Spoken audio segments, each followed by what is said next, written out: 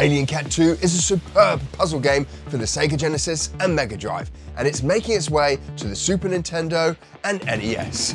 In this week's show, we're going to be taking a look at this brand new game for Nintendo's 16-bit console and its Kickstarter. My name's Mike, and this is the Retro Gamer Boy Show.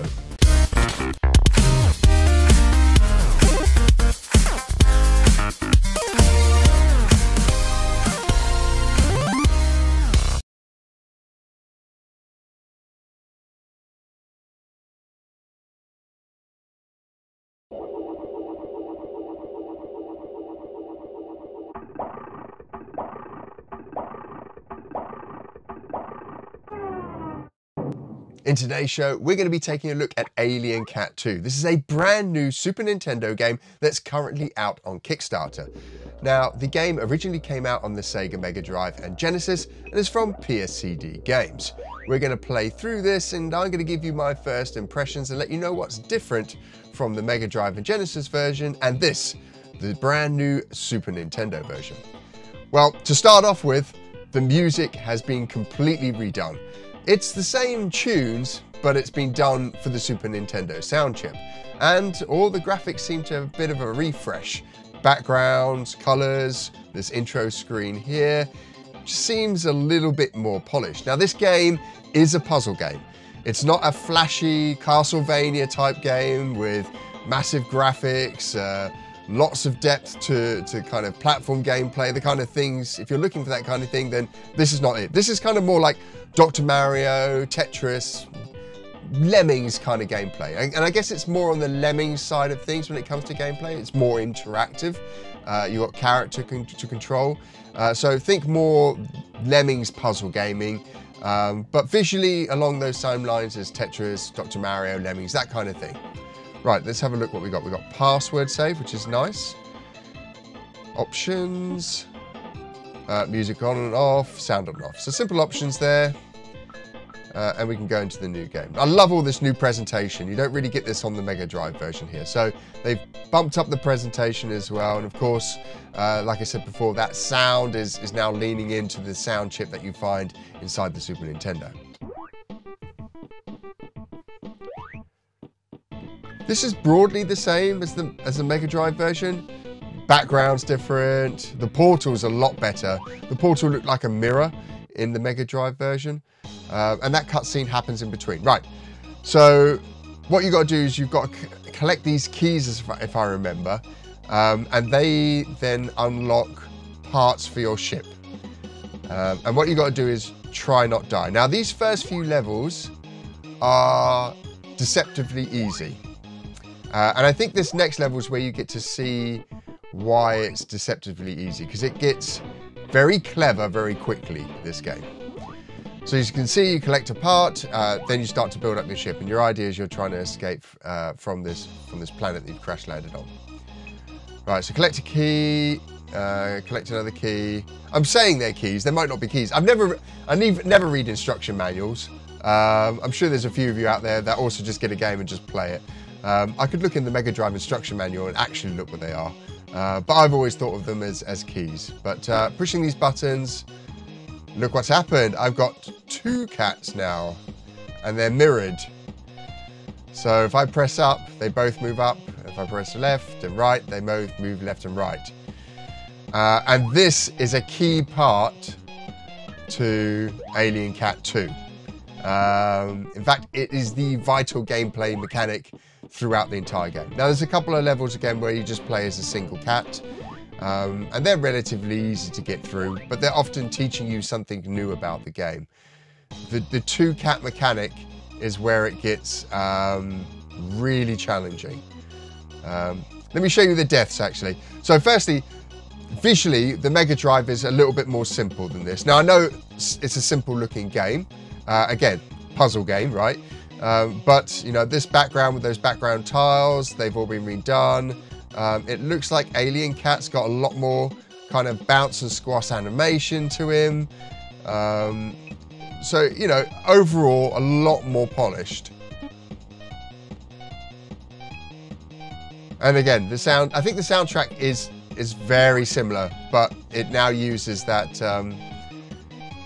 that sound chip in the Super Nintendo that's able to use samples, right? So you get a much more sampled soundtrack, which actually really suits the style of gameplay. Overall, I'd say if you get the Mega Drive version, you're getting the same experience. Like, experientially, it hasn't changed. It's still a ton of fun. It's still the same kind of levels, but overall, the polish has been improved. Right, 2 cats, lots of daggers, and keys. What I'm going to do is show you what happens if you die first. So if I go over here, oh, that's cool. You get sliced up. In the Mega Drive version, I think you just get like a pool of blood. So you get sliced up here. So you can't touch anything, otherwise you're dead. Right, so we can collect this key here. And what you've got to do is use the environment to almost block your second cat so the other one can move around and vice versa. So you see I carried on pressing up and the cat moved up. I can now move over and push the button, and I've got rid of the hazards. So pretty ingenious, actually. And I know there's other games out there that exist that are similar to this, but I really love the level structure in this. I love that ingenious mechanic of the 2 characters, and they both move at exactly the same time in exactly the same direction, and so you've got to use the environment to kind of help control the movement of your cat. Oh, this one looks a little bit more devious. So if I go down, you see that second cat is blocked, stick him in the corner, and then that allows me to go up and get this one, right? I'll go get that. All the way up, and then I can go all the way across. There you go, hazard's gone, and now I can collect the keys. These are super simple, right? These are the early levels, by the way, so these aren't particularly challenging, although you'll probably die the first couple of times as you get used to the mechanic. But it's a really, you know, it's a good sign of a good puzzle game. Easy to get into, and then, you know, there's good challenge and depth as you go along. It leads you nicely, and there's a good kind of difficulty curve that goes up. Always kind of keeps you feeling clever, that you, like you've solved some very difficult challenges. So it's a really, really well designed game. This level's got more hazards in it. These are mines.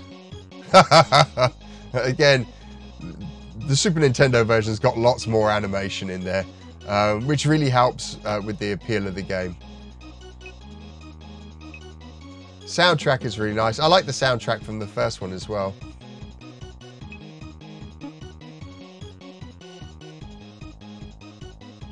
Yeah, overall the polish, there's more attention to detail. Nothing I don't think the Mega Drive can't do. But, you know, this is like, what, 2-3 years, maybe even 4 years after Aline Cat 2 came out on the Mega Drive and Genesis. So it's naturally going to benefit from any improvements the teams make to its Super Nintendo port. Right. This is a little harder. Let's see if we can get this done. Right. Okay, so I think it's this cat on the right is going to be the one that we're using mostly. Okay, we got this. Yeah, I can see what we've got to do. Yeah, got it. Cool.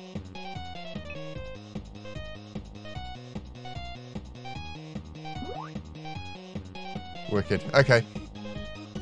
You know, and like a level like that is a great example of the puzzle elements here, right? It looks quite complicated when you first get into it, but a little bit of thought, just think about where you're going to go, and you can solve it. And it makes it a lot of fun to play. When you get big open areas like this is where it's a little harder, because you've obviously got to use the environment blocks that are sticking out to help control your cat's movement, but knowing which order to do it in. So like, I can't get that top corner. If I get that top corner, I'll be killed by the blades. So I can go all the way across here. So it's going to be playing the right cat. Okay, let's play the right side cat. Now, I can still get that one actually if I go like that. Okay, now we've got that. And we go all the way down, we've got this one, and then we go all the way across, and we've got that one. Okay. Gotta be careful. So, your cat has a little bit of inertia on there, so if you kind of just keep on pressing run, you can run one of your cats into the blades. But they also do move one block at a time. So one press up will move it to one grid line up, basically. Yeah, I think we've got this. Oh, have we? Yeah, we've got this. Yep. Hazards down. Oh, hang on. Let's get him through. Okay, now we can do it. It's so much fun to play. Again, like I said, not like a big Castlevania, flashy graphics kind of game. Like all the puzzle games of the kind of 90s, the high quality puzzle games of the 90s. There's a nice little narrative story in there. Graphics are nice and cutesy. The game board is the most important thing, right? So it keeps it very clear and simple so that you can see exactly what you've got to do. It doesn't kind of overcomplicate things, because the most important thing for the player here is solving the puzzle and moving on to the next level. We'll make this the last level, and then we'll jump out and we'll talk a little bit about the Kickstarter, what you can get in it, and we'll talk a little bit about 𝗵𝗵𝗃𝗃. We'll talk a little bit more about Aline Cat 2 and the game and how it's structured, although you can pretty much see what you get here. Right. I can't go up. I can't go down. I can't go... Oh! That actually scared me. Not thinking, so... Oh, this is a good one. I must... Okay, so I control the left one now. Maybe if I go down like this. Now they're on the same level. Yeah, that's it. Oh, too far. That's what I mean. If you hold down the button, you've got a little bit of inertia going there. So you really kind of just need to be careful. So what did I do? I went across, and then I went all the way down, so they're on the same level. Then I went up. Oh, actually, I could go across here, down. I can't go up. Have I got myself into a bit of a corner here? No, down. Oh no. Again, this is one of the genius bits of gameplay.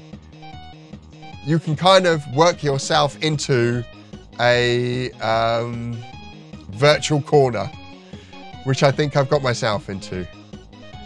Can I get myself out of this? I can't. Oh no. Oh no, I've literally got myself into a virtual corner here. Oh no, hang on. Woo! Phew, I thought that was it. Okay, if I go up and along. Can't go down. Can go up, okay. Now if I play the right character, I can get him, and now I can get rid of the spikes. Yep. It's so good. I can't emphasize it enough. If you look at this and just look at it and go, hey, look, this hasn't got, you know, the fancy graphics of some of the big Super Nintendo games, you're missing out on a fun game. Equally, if you've not got, oh, hang on. What have I done? No, don't die right at the end, Mike. So I've got a grenade there. Hang on, let's move me down one. Yeah, we'll do it that way. A little bit of thought and we got there in the end. But yeah, this is a ton of fun to play. Right, let's talk a little bit more about Aline Cat, what you get in the Kickstarter, and what my kind of first impressions of the Super Nintendo version of it is. The Kickstarter for Aline Cat 2 is now live, and you can not only get the Super Nintendo version, but also the NES version. You can back the project and get just the ROM and original soundtrack, all the way up through to cart only, to an impressive looking, complete in box version of both the SNES and NES. Now the SNES version will get 10 levels that the Mega Drive and Sega Genesis version didn't get. And if the stretch goals are all met, we'll get a further 4 levels and 4 new bosses. But fear not, Sega fans, because the final stretch goal is to release all of these updates for the Sega Genesis and Mega Drive. PSCD Games is one of the best publisher developers supporting the indie dev retro scene, and by bringing Aline Cat 2 to the Super Nintendo and NES, they're making sure that these consoles get continued support well into 2024. Now, I really enjoy Aline Cat 2. The puzzles, the levels, the mechanics they introduce later on are absolutely fantastic. At some points, you have 4 cats on screen that you're having to navigate around the world. It really makes you think about the map and your next move. And that's the key to any puzzle game. It's not necessarily flashy graphics, special effects, and an amazing soundtrack. It's all about the design, and that's the best thing about puzzle games. You're getting raw design, some of the best design that game developers can come up with. Now, PSCD Games have finished Aline Cat 2 for the Super Nintendo and NES, so if you back this project, that's what you're getting. Now, they have said though, if they hit their stretch goals, which is 4 new levels and a number of new bosses, I think, then there will be some additional dev time. But what you're investing in by backing the Kickstarter is a pretty much finished product from the off. So you can be confident that you're going to get the game that you're backing. If you want to support PSCD Games, or you want to get your hands on the Super Nintendo copy, or you want to wait until the Genesis and Mega Drive tier gets hit, then make sure you hit the link below in the description that will take you to the Kickstarter, where you can learn more about PSCD's next project. Now, if you're new to the channel and you enjoyed what you've seen, it'd be great if you can support us by clicking on the little subscribe button down below and the thumbs up button as well. And of course, I'd love to hear what you think about Aline Cat 2 coming to the Super Nintendo, and whether you'll get it if it manages to hit the Sega Genesis and Mega Drive tier, allowing us to get a new version of Aline Cat 2. But that's all we've got for this week's show. I'll catch you on the next one.